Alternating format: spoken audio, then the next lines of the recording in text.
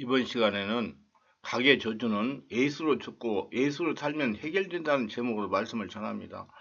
우리는 예수 그 십자가 앞에서 피로 그린 새로운 나의 모습이 어떤 것인가를 다시 보아야 되겠습니다. 죄인은 죄인으로 살 때는 저주 안에서 살았습니다.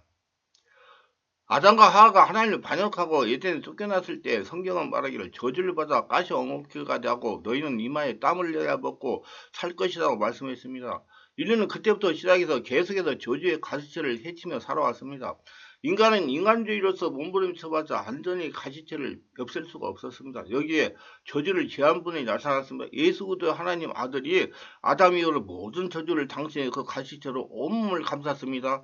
머리에 가시체를 쓰고 다시 쇠가시에 찔리고 쇠창에 찔리고 십자가에 못 박혀 가시의 모든 세력을 주님께서 취하셨습니다. 갈라디아 3장 13, 14절에 그렇게서 우리를 위하여 저주를 받은 바 되사 율법의 저주 우리를 속량하였으니 기록된 바 나무에 달린 자마다 저주 아래 있는 자라 하였습니다. 이는 그리스도 예수 안에서 아브라함 복 이방인에 미치게 하고 또 우리로 하여금 믿음으로 말미암아 성령의 약속을 받게 하려 함이라고 기록하고 있는 것입니다. 우리가 십자가에 못 박힌 예수 그리스도를 바라볼 때 우리의 온몸을 칭칭 감고 있는 가시체가 털렁털렁 떨어져 나갑니다. 예수를 믿는 우리는 예수 그리스도 말미암아 가시체에서 벗어나고 아브라함의 축복이 우리 위에 철렁철렁 찬란한 태양처럼 비춰오게 되는 것입니다. 그리고 우리는 예수 그리스도 안에서 다시 저주받은 모습은 자기 모습을 그대로 걸머쥐고 다녀서는 안 됩니다. 저주받은 것은 옛날의 것입니다. 마귀의 하수인으로 있을 때 마귀가 저주해서 그렇게 살고 있었던 것입니다. 우리는 그 모습을 벗어버리고 예수 안에서 아브라함으로 받은 새로운 모습으로 마음속에 자기 모습을 그리야만 되는 것입니다. 그리고 매일같이 새로운 모습을 바라보고 나는 복받은 사람이다. 나는 복의 근원이다. 이렇게 외치고 살아갈 수 있어야만 되는 것입니다. 자기 모습을 따라서 자기 운명이 결정되는 것입니다. 입으로 시인하는 말대로 자기가 이루어지는 것이나 동일한 것을 끌어당깁니다. 우리 마음의 자기 모습이 아브라함의 축복으로 가득하면 아브라함의 축복을 끌어당깁니다. 여러분의 자기 모습을 저주가 가득 들이차면 일어서나 앉으나 낭패와 실패와 공고와 절망을 끌어당깁니다. 그것으로 자신이 끌려가게 되는 것입니다. 인간의 마음속에 자기가 자기를 바라보고 있는 모습이 어떤 것인가는 운명을 좌우하는 놀라운 힘이 그 속에 있는 것입니다. 그럼 오늘 이 시간에 아브라함의 축복의 좌우상을 가지게 되기를 주 예수님으로 소원합니다. 우리가 알아야 할 것은 우리가 예수님의 보혈을 권능의 사람이 되었습니다. 예수 그리스도를 구주로 영접하면 하나님의 자녀가 되는 권세를 하나님이 주시겠다고 성경에 약속했습니다. 영접하는 자, 그 이름을 믿는 자들에게는 하나님의 자녀가 되는 권세를 주었다고 행했으니 저 하늘과 땅에 무너지고 이 땅에 꺼져도 하나님의 말씀 일전에도 변하지 않습니다. 이제 우리는 단호하게 하나님의 말씀에 있어서 마귀를 대적하면 마귀는 물러가게 되는 것입니다. 예수님의 이름과 보혈의 능력에 의지하여 대적해야 됩니다. 나 혼자 힘으로 해봤자 소용이 없지요. 우리 인간은 육이기 때문에 마귀의 영적인 세력을 대결할 수가 없습니다. 왜? 마귀는 초인적인 4차원의 존재고 사람은 3차원이기 때문에 그렇습니다. 우리는 예수 그리스도의 이름과 보혈과 성령의 능력으로 대결해야 되는 겁니다. 5차원의 성령의 능력으로. 요한계시록 12장 11절에 또 우리의 형제들이 어린 양의 피와 자기들의 증언하는 말로 쓰므로서 그를 이겼더니 그들은 죽기까지 자기의 생명을 아끼지 아니하였다고 말씀하고 있는데 마귀가 가장 두려워하는 것은 예수님의 보혈과 성령의 역사입니다. 왜 십자가에 설리신 그 보혈이 우리 모든 율법적인 정죄를 없애버리고 죄를 없애버리기 때문에 죄를 따라 들어오는 마귀는 자기가 들어올 길을 잃어버렸습니다. 그래서 마귀는 무장에 해제되어 버리고 사망의 세력이 다 몰아냈으므로 오늘 우리는 예수 그리스도 안에서 생명 안에서 왕노릇하는 사람들이 된 것입니다. 예수 그리스도의 보혈과 그 말씀에 있으면 마귀로 한 길로 왔다가 일곱 길로 도망치는 겁니다.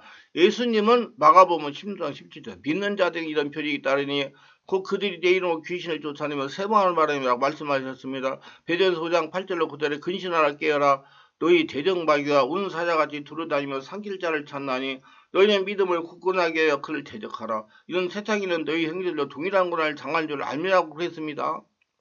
그럼 우리는 마귀가 공격하는 것을 보고 그냥 무시하거나 무서워 떨면서 보고만 있어서는 안 됩니다. 두려워서 뒤로 물러가도 안 됩니다. 우리는 우리 이치를 알면 그리스도 이름과 보혈과 성령의 능력에 의지해서 물리쳐야 되는 것입니다. 나사렛 예수 이름을 명하노니 원수 귀신아 물러가라. 성령과 예수님의 보혈을 의지하고 명하노니 물러가라. 성령의 기록했을 때 너희가 내 이름으로 귀신을 쫓아낸다고 말했다. 예수 이름으로 명하노니 물러가라. 우리 가게에 저주하고 있는 더러운 귀신들도 물러가라. 이렇게 운행하게 단호하게 대적하면 가게에 저주하던 귀신은 물러가야 되는 겁니다. 예수님의 보혈을 믿음으로 얻은 성령의 권세를 사용하여 가게에 저주하는 마귀의 계획을 물리치고 날마다 천국을 삶에서 누리시기를 바랍니다. 영원한 천국에서 영생하는 미래의 모습을 바라보시기 바랍니다. 우리가 영안으로 예수님을 바라볼 때 부활의 주님과 함께 변화되는 미래의 모습을 바라볼 수가 있습니다. 이 땅에서 천국과 아브라함의 복을 누리며 하나님의 권세를 살다가 주님이 오라 하시면 영원한 천국에 입성하는 영생의 모습을 바라봐야 됩니다. 죄를 할 때 모든 것이 죽음으로 종말이 짙습니다. 세상 부귀영화 공명이 아무리 좋을지라도 죽어서 관 속에 들어 흙 속에 파묻히고 나면 구더기와 몸을 먹어버리고 그것이 절망이라고 생각합니다. 그렇기 때문에 죄인으로 사는 사람은 죽음을 생각하지 않습니다. 죽음은 자기 모습이 너무나 비참하기 때문에 그걸 생각하지 않고서 살려고 합니다. 그러나 생각 안 한다고 해서 죽음이 안 다가오나요? 죽음이 다가옵니다. 가는 세월 사람이 힘으로 막지 못하고 오는 백발 힘으로 막으려고도 안 됩니다. 안 됩니다. 그러나 우리가 예수를 믿고 난 다음에 우리의 모습이 달라집니다. 왜냐하면 예수께서 죽었다가 부활하시기 때문인 겁니다. 우리는 그리스도와 함께 부활합니다. 나는 부활이요 생명이니 나를 믿는 자는 죽어도 살겠고 살아서 나를 믿는 자는 영원히 죽음을 보지 않으라고 주님께서 말씀하신 것입니다. 그러므로 부활하신 예수님을 바라보고 나도 예수님의 모습으로 변화되어서 부활의 새 생명을 얻는 자기 모습을 가질 수가 있는 것입니다. 고린도전서 15장 42, 44절에 죽은 자의 부활도 그와 같으니 썩을 것으로 신고 썩지 않을 것으로 다시 살며 욕된 것으로 신고 영광스러운 것으로 다시 살며 약한 것으로 신고 강한 것으로 다시 살며 육의 몸으로 신고 신령한 몸으로 다시 살아나니 육의 몸이 있은즉 또 영의 몸도 있느니라 말씀하고 있는 것입니다. 믿어야 됩니다. 우리는 영원히 사는 영적인 존재입니다. 이 땅에서 생명의 말씀과 성령으로 가계조지를 물리치고 천국을 누리며 살다가 그 육체의 장막습을 벗어버렸을 때 부활한 몸으로 그들에게 영원한 천국으로 갈 것이냐 그렇지 않으면 영원한 지옥에 불타는 곳을 떠날 거라는 이게 우리의 선택이 있는 것입니다. 요한계시록 21장 8절에 그러므로 그러나 두려워하는 자들과 믿지 않는 자들과 흉악한 자들과 살인자들과 운명하는 자들과 점술가들과 우상숭배자들과 거짓말하는 모든 자들은 불과 유황으로 타는 못에 던져지리니 이것이 둘째 사명이라고 말씀했습니다. 저 하늘이 무너지고 이 땅이 꺼져도 1.1억도 변치 않은 하나님의 말씀이 예수 안에 있는 사람을 부활로 영광을 누리고 그리고 밖에 있는 사람은 불과 유황으로 타는 곳에 참여할 것이라고 말씀하고 있는 것입니다. 그러므로 우리가 살아있는 동안에 운명의 십자가 앞에서 결정해야 되는 겁니다. 천국의 시민권이 있는 하나님의 자녀들의 노래가 바로 예수 그리스도의 십자가 보혈임을 잊어서는 안 되는 것입니다. 그리스도의 보혈은 영세의 영광이 될 것입니다. 인간의 어떠한 종교, 윤리, 도덕, 율법도 인간을 절망적인 죄악으로부터 정죄로부터 자유하게 할 힘이 없습니다. 왜냐? 3차원이기 때문에 그렇다.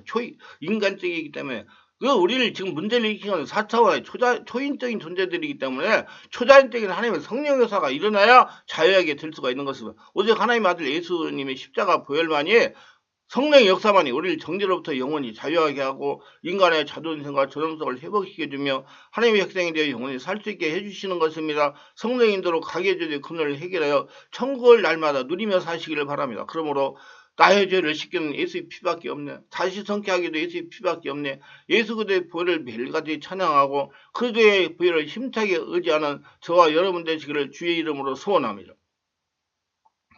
우리는 새 사람입니다. 그래서 예수를 믿고 죽고 예수를 태어난 새로운 사람입니다. 지금 죽어도 영원한 천국 가서 하나님을 만나는 영광스러운 존재들입니다. 우리 모두 긍지와 자부심을 가지기를 축원합니다. 분명하게 예수를 믿는 하나님의 자녀는 저주가 없습니다. 지금 저주하는 것은 우리가 육체가 남아있는데 마귀가 저주하고 있는 것입니다. 그러면 우리가 성령으로 거듭나면 마귀가 저주는 자동으로 떠나갑니다. 그래서 성령으로 충만받아야 돼요. 그러나 자동으로 없어지는 건 아닙니다. 성령께 문의하여 혈통의 죄석을 해결하고 가게에 저주하는 귀신들 성령 임재 가운데 몰아내고 떠나가도록 해야 됩니다. 자동으로 되는 거 아닙니다. 분명하게 예수님 베드로전서 5장 10절 모든 은혜 하나님 그리스도 안에서 너희를 불러 자기 영광에 들어가게 하시니가 잠깐 고난을 당한 너희를 친히 온전하게 하시며 굳건하게 하시며 강하게 하시며 털을 견고하게 하시리라 말씀하셨습니다.